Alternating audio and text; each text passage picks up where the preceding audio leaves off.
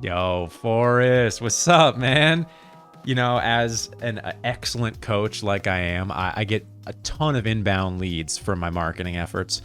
But then I'm stuck with all these people to qualify and disqualify. I have no idea what to do. How can I disqualify my leads as fast as humanly possible so that I avoid this huge time suck for me and my team and I can get back to doing what I do best? Please help. Disqualifying leads is probably the most underrated thing you can do. When I think about what all of the great sales reps that I've worked with have done, the number one thing that they do is not waste their time. And if they find out someone's not qualified, not a good fit, or not interested in or ready to purchase, then they move along as quickly as they can to save both their time and their leads time.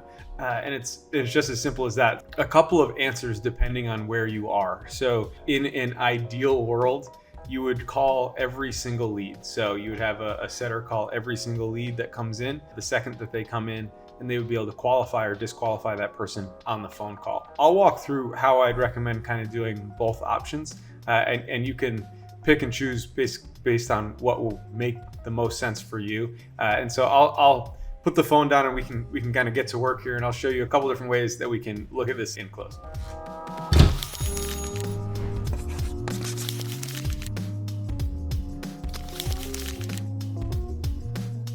So the first thing you want to think about is, are we gathering any information before they're coming into close that allows us to qualify or disqualify them? Budget, lead source, reason for joining might all be these things, or anything you're collecting on your form might be these things that you can kind of just disqualify someone. A lot of examples I see is if a budget or something along that question comes up in your form and it's under a certain amount, we can remove these people from the calling smart fuse. It's definitely a possibility.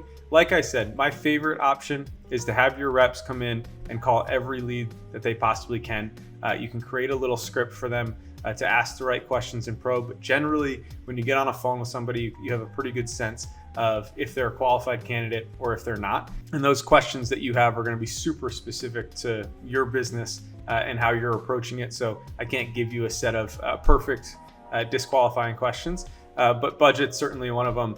Timing, all of that stuff is going to be critically important. And then I create a custom activity called Disqualify, and I want this to be so easy for a rep to fill out so they don't have to overthink it. So basically disqualify here, and then I give them a couple choices, right? Not serious, budget, bad fit, timing, and they can select this and click done. This does basically two things. If a rep makes a phone call and they disqualify it, I want it to pull them out of all of my calling lists. So in the daily calling list, I would go in here and add one more filter, and that custom activity is disqualify. And I would say a disqualify custom activity is not present.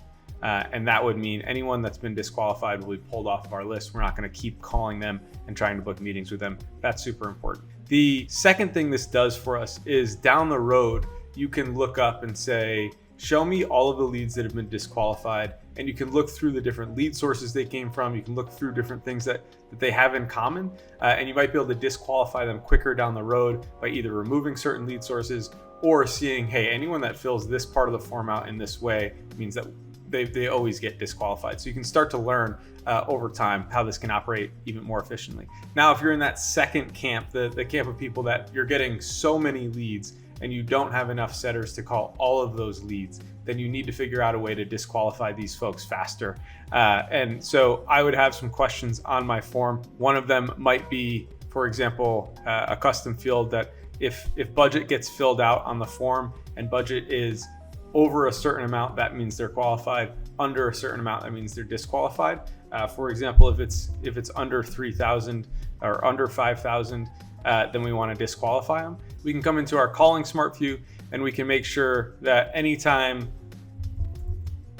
that the budget is less than, we'll say 5,000 for this example, then we can say not. So if the budget is less 5,000, we don't want them in here. And that'll pull out anyone that has a budget of less than 5,000. I would do the same thing for any automated workflow that you have going. So if we've got a workflow here that is triggered on certain custom fields, I would make sure that that trigger is added as well. So I would come in here and I would find budget, and I would make sure budget is more than $4,999. Anything that's $5,000 and up will be enrolled in this workflow. Anything that's $5,000 and below will not be enrolled in this workflow. So that's the way I look at it. It definitely depends on how much bandwidth your setter team has. If they have the capacity, I always recommend call everyone, because you can find the diamond in the roughs, but you want them to be kind of ruthless on those calls, in the sense that if they disqualify them, they fill out that disqualify custom activity right away, and they do not book a meeting moving forward. The worst thing you can do is continue to book meetings with people that you've already disqualified. It takes hours away from your reps. A lot of times those people pile up in no-shows and no-shows and no-shows, and so it ends up being a bad fit for you, a ton of wasted time. And the best way to do it is be kind of ruthless in finding the right people for you and focusing all of your energy on those perfect fits, on those ideal customers. Hope that helps, and let us know if you have any questions.